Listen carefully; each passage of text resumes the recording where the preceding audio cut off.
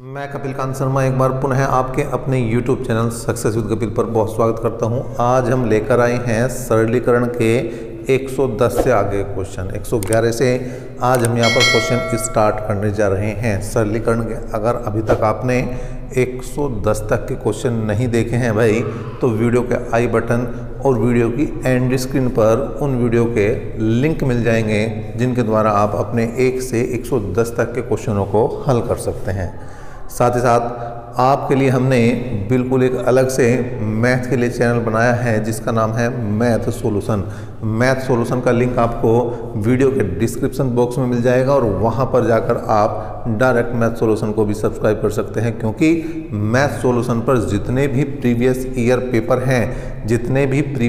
Paper हैं, चाहे SSC CHSL का हो, एसएससी जीडी का हो, सीपीओ का हो, मतलब और या चाहे आपका लेखपाल का हो, चाहे आपका दिल्ली पुलिस, यूपी पुलिस, मतलब जो भी वैकेंसी आने वाली हैं या चल रही हैं उन सभी के वहाँ पर आपको प्रीवियस ईयर पेपर्स के सॉल्यूशन मिलेंगे। इससे क्या फ़ायदा होगा?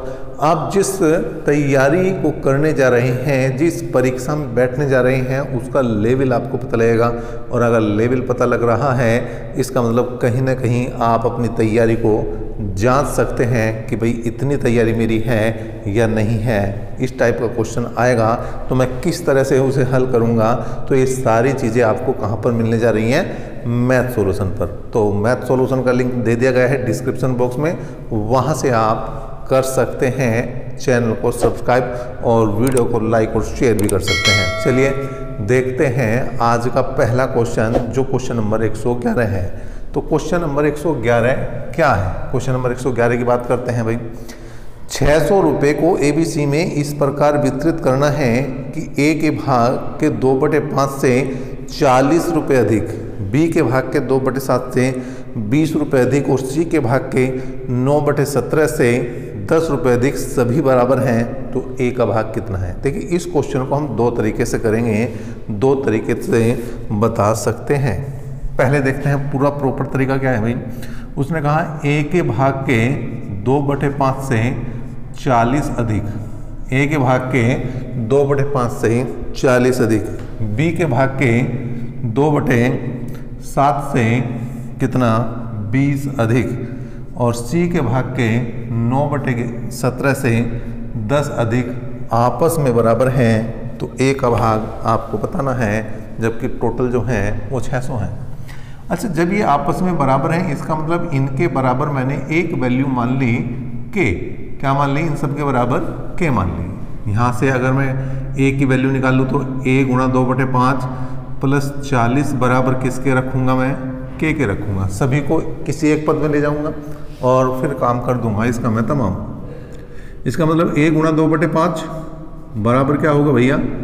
के माइनस 40 के होगा, या ए बराबर हो जाएगा के माइनस 40 गुणा 5/2।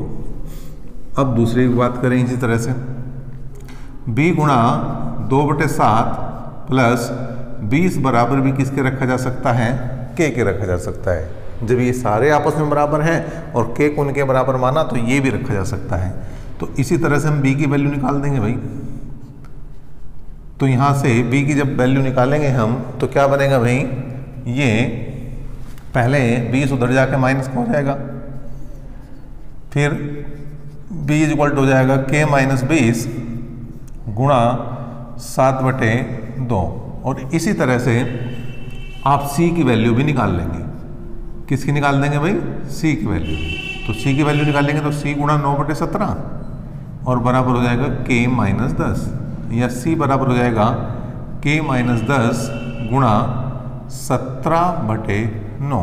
तो ये तीन वैल्यू हमने निकाल ली है। किसकी? a की निकाली है, b की निकाली है और c की निकाली है। लेकिन यहाँ पर a plus B plus C total दिया है इन्होंने किसका भी? यहाँ 600 के बराबर।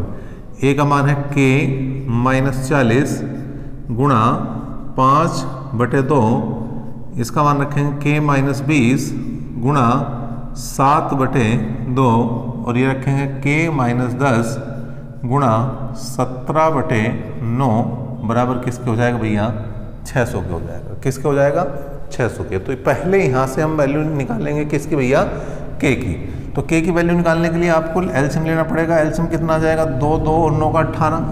2 से हमने 18 को भाग करा, 9 आया, 9 पंजे 45, 45 के अंदर गुणा करेंगे तो 45 के माइनस 45 चौका 180, मतलब कुल मिलाकर ये 40 में गुणा करेंगे 45 के तो 1800 बनेगा। 2 से भाग करा तो 9 आया, 9 7 63, तो ये बना 63 के माइनस, अब यहाँ पर कितना बन रहा है आपका, 63 की गुणा करेंगे 20 में तो 63 दूनी 126, कुल मिलाकर ये बनेगा 1260 जब हम 63 की गुणा 20 में करेंगे। अब 9 से भाग करा हमने 18 को तो 2 आया, तो 2 17 दूनी 34, तो 34 के अंदर गुणा करी तो 34 के माइनस 340 बराबर किसका आया भैया, 600 का आया। ठीक है भाई। अब यहाँ पर अगर हम बात करें तो 600 गुणा हो जाएगा 18 और इधर 45 63 और 34 इन सबको जोड़ दो। देखिए 5 और 3 8 और 4 12 का धोखा हासिल को 1। ठीक है जी। 4 और 1 5 5 6 11 11 और 3 14, कुल मिलाकर 142 के। कुल मिलाकर कितना बना भाई, 142 के। अब इन्हें जोड़ दो, इन्हें 1800 1260 और 340 इन्हें भी जोड़ दो। एक तो जीरो आ ही जाएगा आपका। आगे बात करें 4 और 6 10, 10 की जीरो हासिल को 1 बना, 3 और 1 4, 4 2 6, 6 और 8 14 का 4 का हासिल को 1 बना, और 1 और 1 2 और 1 3। ठीक है भाई। तो यहाँ पर कितना आ गया तुम्हारा 3400। कितना आया भाई 3400। अब यहाँ पर गुणा करिए, 18 की 6 में गुणा करेंगे तो 18 छिक्का 108, कुल मिलाकर 10,800 ये हैं। तो 142 के बराबर 10,800 प्लस हो जाएगा 3400, जोड़ेंगे तो 0 0 8 4 12, कुल मिलाकर 14,200 बना। 142 से जब इसे काटेंगे तो उसको कटेगा 100 बार, तो के की वैल्यू आ गई आपकी कितनी 100। के की वैल्यू कितनी आई 100। अब हमें निकालनी है ए की वैल्यू। किसकी वैल्यू निकालनी है भैया, ए की। देखिए ए की वैल्यू निकालनी है तो इसमें वैल्यू पुट करनी है आपको। ठीक है, इसमें वैल्यू पुट करनी है तो कितना आ जाएगा भैया, के का मान आया 100 माइनस 40 गुणा 5 बटे 2, या यहाँ पर आ जाएगा 60 गुणा 5 बटे 2 गुणा करी तो 30 और 30 पंजे 150, और 150 ही किसकी भैया, ए की वैल्यू है। अगर बी की वैल्यू निकालनी है तो यहाँ पर मान रखना पड़ेगा, सी की वैल्यू निकालनी है तो यहाँ पर मान रखना पड़ेगा। तो एक प्रॉपर तरीका ये है। अच्छा, यहाँ पर हम इस क्वेश्चन को डायरेक्ट भी कर सकते हैं। यहाँ पर हम इस क्वेश्चन को डायरेक्ट भी कर सकते हैं। कैसे, वो भी देख लेते हैं भाई, वो भी समझ लेते हैं क्या है। यहाँ तक की बात सही थी, ये तो हमें लिखना ही लिखना। पहली लाइन तो जो उसने बताई है हमें वो यही बताई है। ठीक है। अब हमें ए की वैल्यू चाहिए तो ए को 100 के बराबर रख दो। मतलब इस वाले पद को जो ए का मान है, ए गुणा 2/5 प्लस 40 बराबर 100 के रख देंगे हम। यह आया 2a/5 बराबर 100 में 40 जाएंगे 60 बचेगा, बस हल कर देंगे तो 30, और 30 की गुणा किस में करनी है हमें, अब करनी है भैया 5 में, तो 30 पंजे हो जाएगा 150। तो क्वेश्चन नंबर 111 को आप इस तरह से भी हल कर सकते हैं। चलिए बात कर लेते हैं क्वेश्चन नंबर 112 की। 112 क्या कह रहा है उसको भी समझते हैं, देखते हैं। और यहाँ पर एक एक क्वेश्चन आपके लिए कराते हैं। 112 क्या है भाई, 1050 रुपये को ABC में इस प्रकार विभक्त करना है। 1050 टोटल रुपए हैं। कितने रुपए हैं टोटल? रुपए 1050 हैं, और बांटना किसमें है, 3 कैंडिडेट हैं ABC में। इस प्रकार बांटना है कि A को B और C के योग का 2/5 मिले। A को B और C के योग का 2/5 मिले, पहली बात। दूसरा उसने कहा B को A और C के योग का 3/7 मिले। B को A और C के योग का कितना, 3/7 मिले। ठीक है भाई। तो यहाँ पर C का भाग हमें बताना है। देखिए भाई, इसका मतलब क्या है, इसका मतलब है कि A/B + C बराबर है आपका 2/5। बिल्कुल सही बात है। उसका मतलब है B/A + C बराबर है 3:7। यहाँ तक मैं समझता हूँ किसी बच्चों को कोई दिक्कत नहीं होगी। ये सिंपल सी बात है जो आप सब जानते हैं। अब क्या करना है, अब इनका योग कर लो भैया आप, ठीक है। इनका योग आया 7, इनका आया 10, मतलब अब 7 और 10 का अगर मैं एलसीएम लूँ तो बनेगा 70। इसका मतलब इसे 70 बनाना है और इसे भी 70 बनाना है। अगर इसे 70 बनाना तो 10 से गुणा और इसे 70 बनाना तो 7 से गुणा करनी पड़ेगी। अब यहाँ पर 3 कैंडिडेट हैं, ए, बी और सी। उन तीनों की वैल्यू निकाल दो कि उन तीनों का अनुपात क्या है। देखिए ए की वैल्यू निकालने के लिए किससे गुणा कर रहे हैं, 10 से, तो 10 की गुणा इसमें भी करो और 10 की गुणा इसमें भी करो, तो ये ए का मान तो आ जाएगा 20। ए का मान कितना आ जाएगा भैया 20, और बी प्लस सी का मान आ जाएगा 50। कितना आ जाएगा 50। तो लेकिन हमें बी प्लस सी का चाहिए, ए का चाहिए। अब बी का चाहिए तो बी के लिए यहाँ पर 7 से गुणा करनी पड़ेगी, किसकी, 3। 7 की गुणा किस में करनी पड़ेगी, 3 में। 7 की गुणा किस में करनी पड़ेगी, 3 में। तो 7 × 21। अब देखिए ए की वैल्यू पता लगी हमें, बी की वैल्यू पता लगी, किसकी वैल्यू पता लगी, ए की वैल्यू पता लगी है, बी की वैल्यू पता लगी है। अब सी की निकालनी है। टोटल कितने हैं, 70 हैं। टोटल योग 70 है और 20 और 21 हो गए 41। उसमें से अगर मैं घटा दूं तो ये 29 बचेगा। किसका मान भैया, सी का। अब सबको टोटल करूंगा तो 70 बनेगा। तो 70 बराबर है किसके, 1050 के। 70 बराबर है 1050 के और सी का मान चाहिए है तो 29 बराबर हो जाएगा सी के। करो भाई, 0 से 0 गई, 7 से काटा 7 × 7, 7 × 5 = 35। मतलब क्रॉस मल्टीप्लाई अगर मैं कर दूं तो 29 × 15 आ जाएगा 15 निम्मा 135 का 5 का हासिल को 13, 15 दूनी 30, 30 और 13 43, कुल मिलाकर 435 रुपये। कुल मिलाकर 435 रुपये जो डी ऑप्शन में है वो आपका क्वेश्चन नंबर 112 का आंसर बनेगा, 112 का उत्तर बनेगा।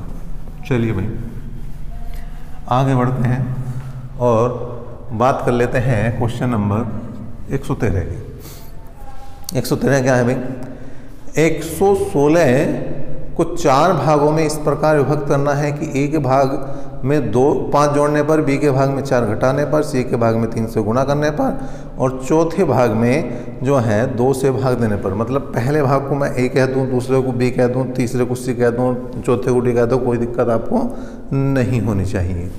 समान प्राप्त होते हैं तो चौथा भाग क्या है। देखिए उसने क्या कहा कि पहले भाग को मैंने ये मान लिया, पहले भाग में वो जोड़ रहा है 5, दूसरे भाग में वो घटा रहा है 4, ठीक है, और तीसरे भाग में वो 3 से गुणा कर रहा है और चौथे भाग में वो 2 से भाग कर रहा है। ये सारी चीज़ें आपस में क्या बताई हैं, बराबर है। और बांटने हमें कितने, 116 रुपये। देखिए डायरेक्ट बताता हूँ अब मैं इन सब के बराबर किसको मान लिया मैंने, के। अभी इससे पहले जब हमने 111 क्वेश्चन किया था तो वहाँ पर आपको पूरा हल करके बताया था। या तो आप उस तरीके से निकाल लेंगे या फिर अगर आपको के पदों में इन सारे ही को ले जाना है तो ये तो हमें निश्चित पता है कि जब 116 रुपये तो ए, बी और सी और डी में जो बटे हैं वो 116 रुपये बटे। अब अगर हमें ए को के रूप में ले जाना तो आप उल्टा कर दो। बस उल्टा कैसे, प्लस का माइनस कर दो, माइनस का प्लस कर दो, जितना भी वो संख्या कह रहा। गुणा का भाग कर दो, भाग का गुणा कर दो। जैसे उसने कहा ए को 5 रुपये ज़्यादा, ए का मान 5 रुपये ज़्यादा है तो यहाँ के -5 कर दो। मैंने कहा उल्टा करना, क्या करना, उल्टा, प्लस का माइनस, माइनस का प्लस। बी के लिए क्या कर देंगे, के +4। सी के लिए क्या कर देंगे, गुणा का भाग, गुणा का भाग और भाग का गुणा। तो यहाँ हो जाएगा के बटे कितना, 3, और इसका हो जाएगा भैया 2 के बराबर 116। या फिर जैसे मैंने बताया आपको कि जैसे मैंने 111 क्वेश्चन किया, आप चारों को अलग अलग रख कर भी हल कर सकते हैं, कोई दिक्कत नहीं। अब 1, 2 और 2 4 तो के बन गए भाई, प्लस के बटे 3 है। अब यहाँ पर देखें तो 5 में से 4 गए, माइनस का 1 उधर ले जाएंगे तो ये हो जाएगा आपका प्लस का 1 हो जाएगा उधर जाके। तो 4 या 12 और 1 13 है, के बटे 3 बराबर 116 और 1 117। 13 निम्मा 117 है तो के की वैल्यू आ गई भाई 27। के की वैल्यू कितनी आई, 27।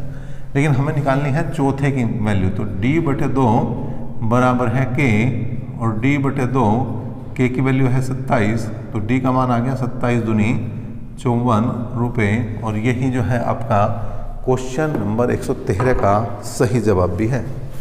बात करते हैं 114 क्वेश्चन की। किसकी भाई? क्वेश्चन नंबर 114 क्या कह रहा हूं? 114 है 12 प्लेटों और 9 चम्मच का मूल्य 339 रुपये है। 12 प्लेट है और 9 चम्मच है, उनका मूल्य कितना दिया है इसने? 339 रुपये। साथ साथ 4 प्लेट और 3 चम्मचों का मूल्य पूछ लिया है। देखिए 12 प्लेट है, प्लेट को P लिख दिया मैंने, चम्मच को C लिख दिया, बराबर 339 रुपये है।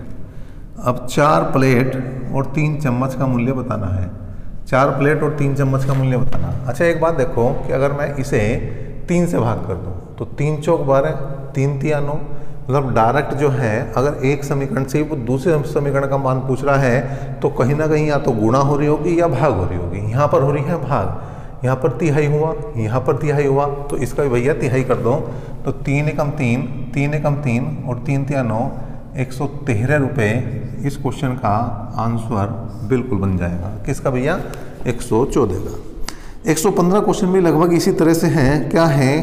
5 लॉकेट तथा 8 जंजीरों का मूल्य 5 लॉकेट तथा 8 जंजीरों का मूल्य 1,45,785 रुपये हैं। तो ऐसे ही 15 लॉकेट और 24 जंजीरों का मूल्य कितना हो? देखें 5 लॉकेट को L लिखा हमने, 8 जंजीर को J लिख दिया, बराबर है 1,45,785 रुपये। बताना है 15 लॉकेट और 24 जंजीरों का मूल्य। देखें 5 तिया 15, 8 तिया 24, क्या हो रहा? 5 तिया 15, 8 तिया 24। अभी थोड़ी देर पहले मैंने क्या बताया है? यदि एक समीकरण से दूसरी समीकरण की वैल्यू पूछ रहा है, यदि एक समीकरण से दूसरी समीकरण की वैल्यू पूछ रहा है तो क्या है? डायरेक्ट या तो गुणा हो रही होगी या भाग। इसमें भाग थी तो इसमें गुणा है। किससे? यहाँ पर 3 से हुई थी भाग और यहाँ पर 3 से हो रही गुणा, तो गुणा कर दो भैया पूरी समीकरण को। यहाँ पर किससे? 3 से। यहाँ कर दिया हमने भाग किससे भैया? 3 से। 3 से गुणा कर दिया तो 3 पंजे 15 का 5 का हासिल को 1, 3 8 24 और 1 25 का 5 का हासिल को 2, 3 7 21 और 2 23 हासिल को 2, 3 पंजे 15 2 17 हासिल को 1। ठीक है भैया। और 3 चौक 12 और 1 13 हासिल को 1 और 3 एकम 3 और 1 4, कुल मिलाकर 4,37,355 रुपये। 4,37,355 रुपये। कहीं गड़बड़ तो नहीं करी हमने? एक बार उत्तर चेक कर लेते हैं क्वेश्चन नंबर 115 का। 115 का ई ऑप्शन दिया है, इनमें से कोई नहीं। और यहाँ पर अगर मैं देखूँ कि वैल्यू हमारी गुणा सही है या नहीं, वैसे तो आपने भी चेक कर लिया होगा, गुणा हमने बिल्कुल सही की है। 115 बिल्कुल यहाँ पर 4,37,355 ही उत्तर आया है। नेक्स्ट क्वेश्चन की बात करते हैं, क्वेश्चन नंबर 116। देखिए छोटे छोटे क्वेश्चन भी आते हैं, बड़े क्वेश्चन भी आते हैं, हर तरह के क्वेश्चन आते हैं जब आप किसी भी बुक को करते हैं। तो यहाँ पर क्वेश्चन नंबर 116 है, एक टंकी 12 बाल्टियों के पानी से भर जाती है। एक जो टंकी है वो 12 बाल्टियों के पानी से भर जाती है और एक बाल्टी की धारिता 13.5 लीटर है। मतलब उसमें टोटल पानी कितना आ रहा कि जितना एक बाल्टी में पानी आ रहा उसकी गुणा टोटल बाल्टियों से कर देंगे। इस टंकी को 9 लीटर क्षमता वाली कितनी बाल्टियों से भरा जा सकता है? देखिए 12 बाल्टी हैं और एक बाल्टी में 13.5 लीटर पानी आ रहा है, तो टोटल इतना पानी हो जाएगा। अब उसने 9 लीटर वाली बाल्टी ली है और यहाँ पर बाल्टियों की संख्या पूछ ली। किसकी? बाल्टियों की संख्या पूछ ली। ठीक है भैया। तो 9 से काट दो, 9 एकम 9, 4 बचे और 9 पंजे 45। कुल मिलाकर बाल्टियों की संख्या कितनी आ जाएगी भाई? बाल्टी जो आ जाएगी वो 12 गुणा 15 180 होते हैं, पॉइंट के बाद में 0, तो कुल मिलाकर 18 बाल्टी यहाँ पर बन जाएगी। किसकी? क्वेश्चन नंबर 16 की। क्वेश्चन नंबर 16 के लिए कितना आंसर बना? 18। बात करते हैं क्वेश्चन नंबर 117 की। किसकी बात कर रहे हैं? Question number 117। क्या है भाई क्वेश्चन नंबर 117? अदिति ने 100 पृष्ठों वाली टिंटिन कॉमिक्स पुस्तक का 4/5 भाग पढ़ लिया है, अभी कितना भाग नहीं पढ़ा है? टोटल पेज 100 हैं, जो पढ़े नहीं हैं वो बताने हैं। कितने पेज पढ़े नहीं हैं वो बताने हैं। तो 100 टोटल हैं। अब देखें 4/5 पढ़ा है तो नहीं टोटल 5 पेज हैं तो 4 पढ़ लिए, तो कितने नहीं पढ़े, 1 नहीं पढ़ा, और बटे टोटल, तो 5 से काट दिया अगर मैंने से, तो ये 20 पेज अभी बचे हुए हैं जो उसने नहीं पढ़े हैं। कितने पेज, 20 पेज अभी उसने नहीं पढ़े हैं। क्वेश्चन नंबर बात कर लेते हैं 118 की। एक नक्शे पर 0.5 सेंटीमीटर 10 किलोमीटर को बता रहा है। यदि नक्शे पर दो नगरों के बीच की दूरी 18.5 है तो नगरों के बीच की वास्तविक दूरी क्या है, ये बताना है। देखिए 0.5 सेंटीमीटर जो बता रहा है वो 10 किलोमीटर को बता रहा है। अब यहाँ पर बताना है आपको 82.5 कितने किलोमीटर को बना रहा है, तो क्रॉस मल्टीप्लाई कर दो भाई, पॉइंट से पॉइंट जाएगा, 5 दूनी 10, कुल मिलाकर क्रॉस मल्टीप्लाई करेंगे तो 825 की गुणा 2 में करेंगे, 8 दूनी 16 और 25 दूनी 50, कुल मिलाकर आ गया भैया 1650 किलोमीटर। क्वेश्चन नंबर 118 का जवाब। क्वेश्चन नंबर 119, एक बाल्टी का 4/9 भाग 1 मिनट में भर जाता है। 4/9 भाग 1 मिनट में भर जाता है तो शेष भाग कितने समय में भरेगा, ये बताना है आपको। देखिए 4/9 भाग भर रहा है, इसका मतलब मैं ये कहूँ कि 4 भाग भर रहे हैं 1 मिनट में। आगे कितने बच रहे भाई, 5 भाग बच रहे, टोटल 9 भाग थे ना, तो 5 भाग भरेंगे कितने समय में, तो क्रॉस मल्टीप्लाई कर दूँ मैं, तो इसकी मल्टीप्लाई इसमें हुई तो 4x आया, इसकी मल्टीप्लाई इसमें हुई तो 5 आया, तो x की वैल्यू कितनी बनी भाई, 5/4 मिनट जो है वो आंसर बन गया आपका किसका भैया, क्वेश्चन नंबर 119 का। क्वेश्चन नंबर 119 का 5/4 जो है वो आंसर बना। नेक्स्ट क्वेश्चन की बात करते हैं और क्वेश्चन होगा ये 100 कितना भैया, 120। क्वेश्चन नंबर 120वां क्वेश्चन क्या है, इसे अब देखते हैं। एक किसान अपनी n गायों के झुंड को अपने 4 पुत्रों में इस प्रकार बांटता है। किस प्रकार बांटता है कि पहले पुत्र को पूरे झुंड की आधी गायें, दूसरे पुत्र को पूरे झुंड की चौथाई गायें और तीसरे को पूरे झुंड की 1/5 गायें तथा चौथे को 7 गायें मिलें, तो n का मान बताना है। देखिए 4 पुत्र हैं, पहले को मिल रही है आधी, दूसरे को मिल रही है कितने भाई, 1/4, तीसरे को मिल रही है कितनी, 1/5। पहले इन्हीं का हिसाब किताब निकाल लो, चौथे की बात बाद में करेंगे। इनका एल्सियम ले लो भाई, 2, 4 और 5 का एल्सियम कितना है, 20। अगर मैं टोटल गायें 20 रखूँ, अगर मैं टोटल गायें 20 मान लूँ, तो इसे कितनी मिल रही भाई, 10 गायें, इसे कितनी मिल रही भाई, 5 गायें, इसे कितनी मिल रही भाई, 4 गायें, टोटल कितनी हो रही है 19, और यहाँ पर कुल गायें थी 20, तो चौथे को कितनी मिलेगी भैया, 1 गाय, कितनी मिलेगी, 1 गाय, और 1 गाय ही बराबर 7 के बताई है। चौथे को वास्तव में कितनी मिली है, 7 गायें, लेकिन अगर हम यहाँ देख रहे हैं हिसाब किताब बनाकर तो केवल 1 गाय मिली है, तो 1 बराबर 7 के हैं, तो 20 बराबर किसके आ जाएगी भाई, कुल के, और कुल कितनी हो जाएंगी गायें भाई, क्रॉस मल्टीप्लाई करते हुए 20 × 7, 20 × 140, तो ये 140 गायें क्या आ जाएगा भैया, क्वेश्चन नंबर 120 का जवाब आ जाएगा, क्वेश्चन नंबर 120 का आंसर आ जाएगा। बात करते हैं क्वेश्चन नंबर 121 की, किसकी भाई, 121 की।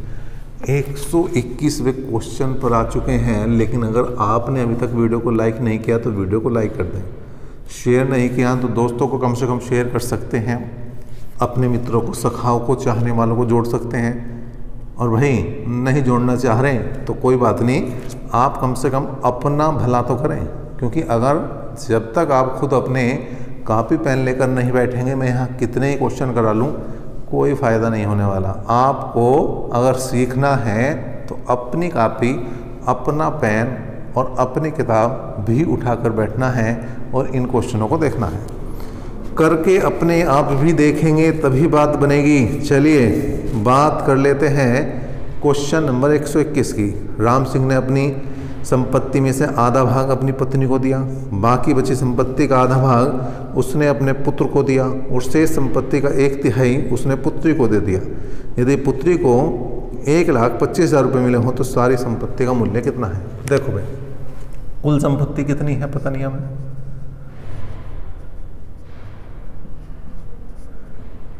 ठीक है भाई।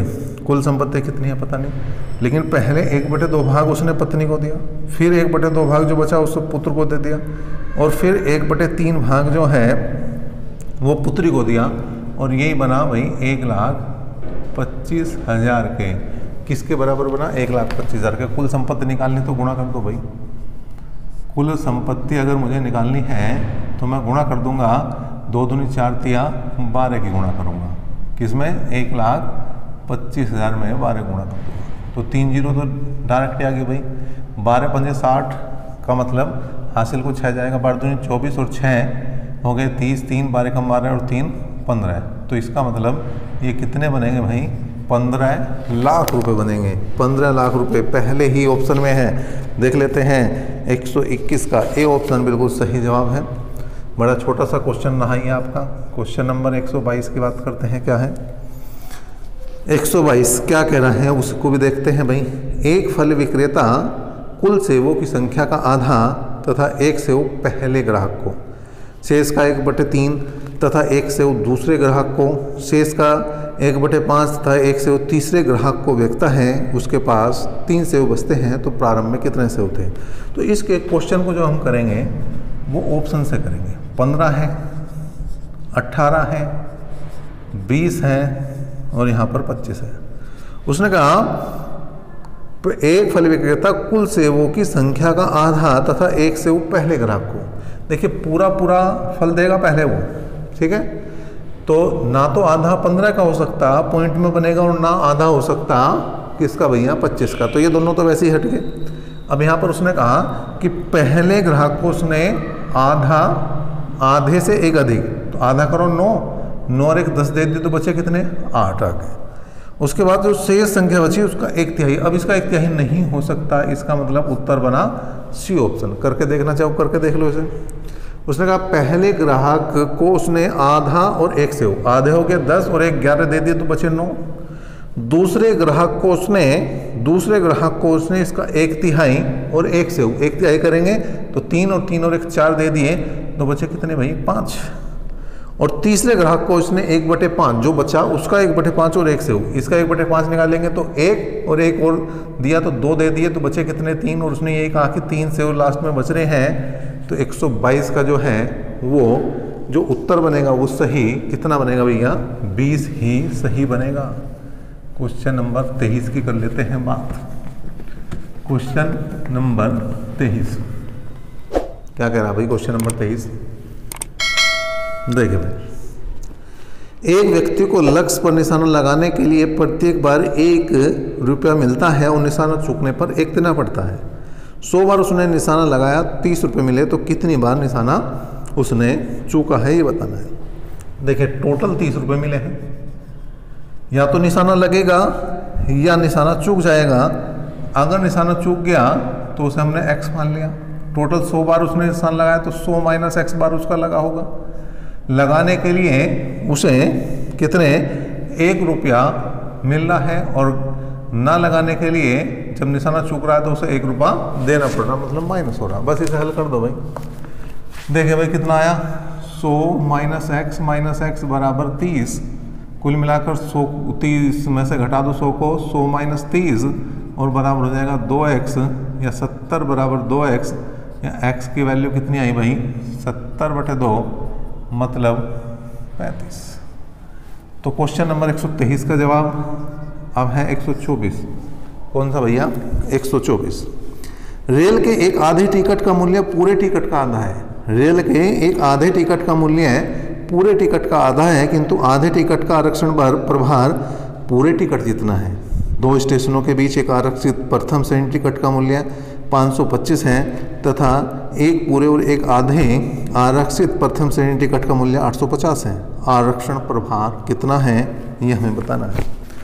देखिए अगर मूल्य एक टिकट का x रुपये है और आरक्षण प्रभार y रुपये है, तो प्रथम श्रेणी टिकट का मूल्य बन रहा है 525 रुपये। ठीक है भाई।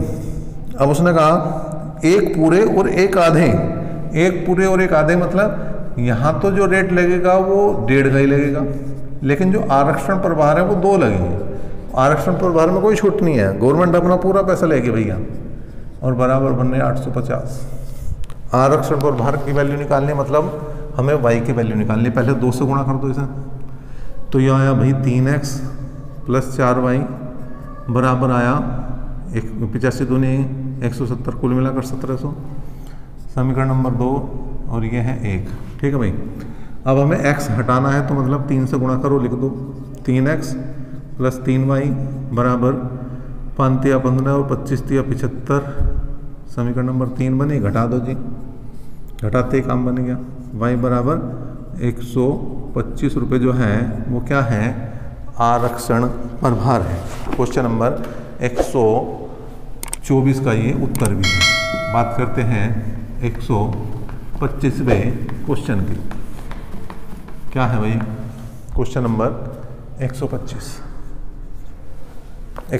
क्या है, एक टैक्सी कुछ निश्चित राशि तक तथा दूरी के समानुपाती राशि लेती है। बिल्कुल ये भी इसी तरह से होगा।